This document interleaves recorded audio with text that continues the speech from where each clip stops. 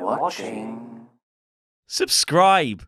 Hello, you're watching ScreenStalker. I'm Alfakador Laurie Blake. This is Ollie Davis, and coming up on the show. Is E3 finished? Birds of Prey entire plot has been leaked, reportedly, rumouredly, and it's crazy. And can Luke beat Castlevania? Probably not. We'll also be going through your comments from yesterday's video where the guys asked you, what is the dumbest way in which you've lost save data in a game? But the question of today is, Ollie, what is it? Well, we're about 6 months into the ScreenStalker project, and as is the way we like to do things, is completely change everything. Yes. Every couple of months. We did this on Wrestle Talk for about 2 years before we settled on a format. And, originally we were doing a lot of the green screen videos. Now we've got the daily ScreenStalker show with this.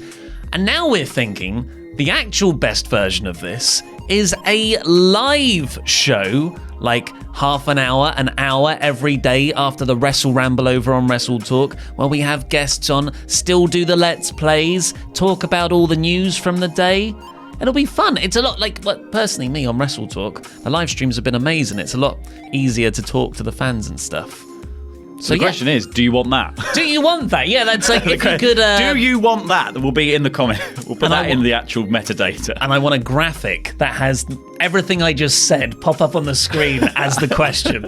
I guess we'll sort of be going through those in in Friday's video. Yes, because tomorrow's is the Cineworld episode. But on with the first story that is about E3 next year, E3 2020, because the ESA, which is the Electronic Software Association, are reportedly trying to rebrand E3 as a fan, media, and influencer festival. The event itself has begun to feel less important and less embedded in gaming culture, as most people, I think, realise that the better time to announce all your games and do all the stuff with them is not at E3 when everyone else is going, my thing, my thing, my thing, and you have to be the loudest. So, like, a lot of smaller publishers just either put stuff out before E3 to get on, like, when everyone's starting to look for things and get ahead of the press, or they just wait until some other time. Like, Sony quite often waits till Paris Games Week to do their stuff now because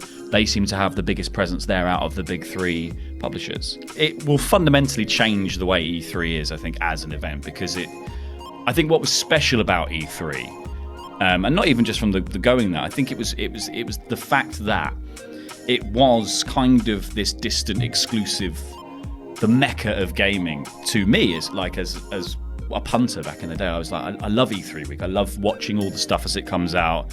And I like the fact that it's reported, it becomes the week where everyone's reporting everything and there's so much news. But to be able to just go and be there as it all happens, it kind of ruins the magic, I think. It's like going behind the curtain and then you realise, it's just another convention. Money. They need the fans to pay for tickets because Sony and Nintendo and Microsoft aren't funneling money into it anymore. Like, Microsoft took themselves out of the LA Convention Center a couple of years ago, which means that the money doesn't go to the E3 people, it goes to whatever the stadium is next door. Nintendo still always have a big presence on the show floor and actually do like really crazy cool stuff. Like one year they made a Breath of the Wild Bokoblin camp that you could go into. The year they only showed the Breath of the Wild stuff. The year after that they made all the stuff from New Donk City in Super Mario Odyssey. Then it was like Smash Bros, and I can't remember what it was this year, but it's been like a very interesting like show floor presentation that they do, but definitely also built for the fact that fans are going there now. So it's very much like a Nintendo museum as opposed to just a load of booths in which you go and play the game. That's kind of where everything's going in general, where it's a lot more open to the public, and it'll make it all even better. No, it's grand. I hope I never have to work it.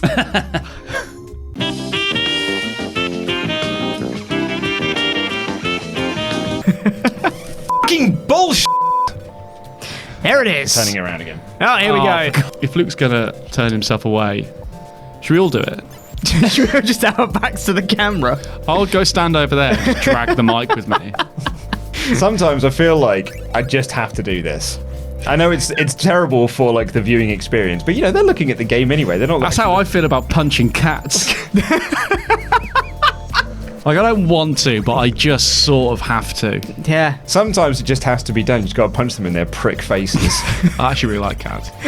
Love cats. My girlfriend's scared of cats. Is she really? Yeah. I'm scared of the cats in the Cats movie. Yeah, me too. Yeah, that's true. They're terrifying. I always like Norm Macdonald's joke about cats because Cats is like, I think it was like the anniversary of it or something. Mm-hmm. So Cats is reaching its sort of 500th performance, whatever, and it'll also be the 500th time somebody's husband sat in the crowd and went, "What the hell is this?" Absolutely true. Bullshit! How many lives have you got left? It's infinite. But I've only got one, so I could have been looking at my calendar to pick my last wank day. If you do it on a Wednesday, that's actually quite nice, really. Wank Day Wednesday. Just before Throwback Thursday. Yeah, why isn't that a Twitter trend? Now OJ's on Twitter. I can't wait for his Throwback Thursday. Just on holiday. Lovely restaurant. Waiter was a bit much. Sorted him out. Oh man, OJ killed a guy. And a woman, same day. Unbelievable. Got away with it as well. Oh, man. Got away with it.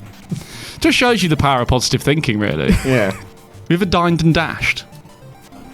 No, I can't say I have. No. I thought about it the other day because we were at a place that we went for breakfast, and there was a place that basically they just had no idea what they were doing. So like every table, there was like 10 tables. Have you ever dined and dashed? Oh, God.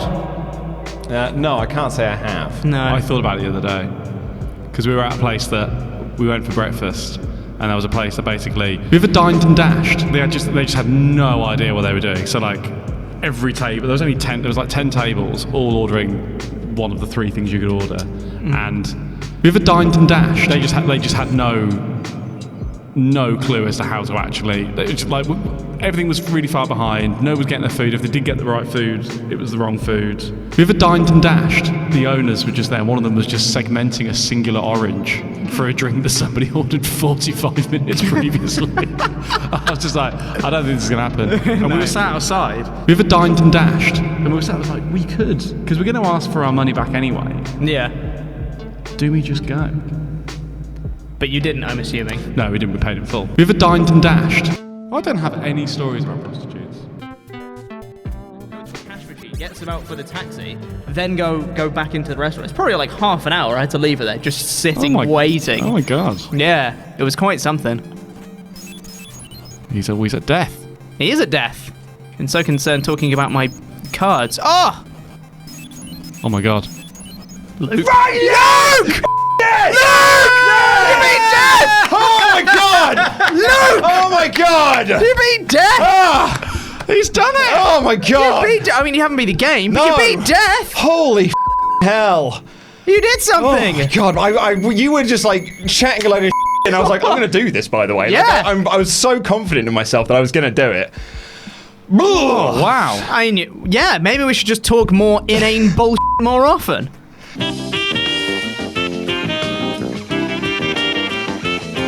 Birds of Prey.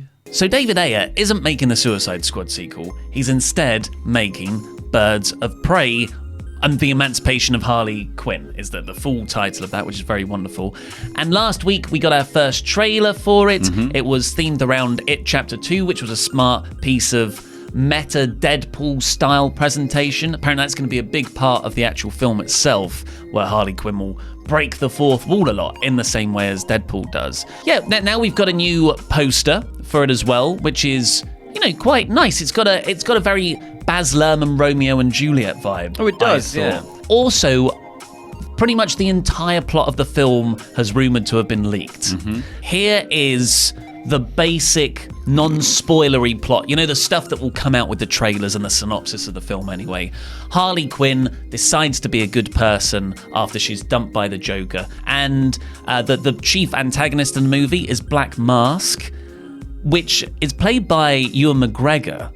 as a sort of psychotic gangster. His second is Victor Zsasz. Victor Zsasz. This is Victor Zsasz, who's a serial killer, and that's his main enforcer. The plot really revolves around Cassandra Cain. Cassandra Cain in the comics is Batwoman, eventually. And she's a motor-mouth street kid who works for Black Mask to support her family, but then she sort of gets out of it and steals a diamond at the same time, and she swallows the diamond. She goes to Harley Quinn, and Harley Quinn agrees to help her. Yeah, so that's the plot of the film. Now, I would say, if you don't want any spoilers, stop now, because now we're going to talk about the other bits that happen. More specifically, the huge swerve reveal at the end of the movie. So that this rumour, and must point out it is a rumour, is very R-rated, very Tarantino-esque, balls-to-the-wall action comedy, they say. Joker is in the movie. Mm-hmm. Jared Leto's Joker, but Jared Leto didn't film anything. Apparently it's done with a combination of stand-ins, sound-alikes, and archive footage from Suicide Squad. Wow. Here comes the big spoiler. The diamond that Cassandra Cain swallows, that Harley Quinn and everyone's trying to help protect from Black Mask, that Black Mask wants desperately, is actually turns out to be a data drive. And on that data drive are a collection of Black Mask's stolen dick pics. Well, if they're going for Deadpool rather than, serious, this could potentially really work. It's the sort of thing. It's a bold choice, and I always respect DC and Warner Brothers for going this route. I just think it means that those other characters won't ever transition out of Birds of Prey. They'll just be stuck in Birds of Prey. Yeah. And Harley Quinn will flip between different teams and films and all that stuff. Yeah. So yesterday, Luke and Pete asked you, what is the dumbest way in which you've lost save data in a game? Coco Davison says, throwing the controller in anger, forgetting it was plugged in, and the whole Xbox fell. Oh, no, that's bad. I know, that is terrible. You can't throw controllers. You've got to, well, unless you're playing the Wii, in which case that was, I think, half the game. Yeah, have it attached to the wrist. Luchador Boo says, I was arguing with my wife and playing a game at the same time. With my attention split, I erased my Castlevania Aria of Sorrow save. I mean, there's a reason she was arguing with you if you were arguing and playing the game at the same time. I think that might have been karma. Yeah. Troy Richard says, I was a very healthy portion of the way through Legend of Zelda Breath of the Wild. I let my nephew try the game, and he saved over my file. Also, third-party memory cards on PS1 and N64. That's heartbreaking. Because you were just like, why don't you get into gaming, little nephew? Have a little go. See if games are for you. What have you done? You ruined it! And then he might never play games again. You could damage him emotionally, yeah. It's trying to, I want to know how you dealt with that in the moment. Oh, God, it's okay. It's fine. It's okay. It's fine. It's fine. It's fine. Well, thank you for watching. That is all we have time for. Do leave a comment down below to answer the question of the day about whether you would like to see this format go live. And if you haven't already, subscribe to the channel, because when we hit 50,000 subscribers, we're going to start doing a WWE 2K Universe mode. I've been Elfagador Laurie Blake. This has been Ollie Davis. And remember, we're watching.